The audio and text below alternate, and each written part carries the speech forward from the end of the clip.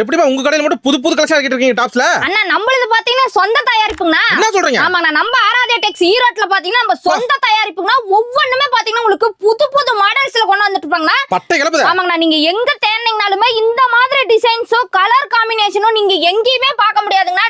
Price பாத்தீங்கன்னா cheap and best நம்ம கொடுத்துட்டு இருக்காங்கண்ணா.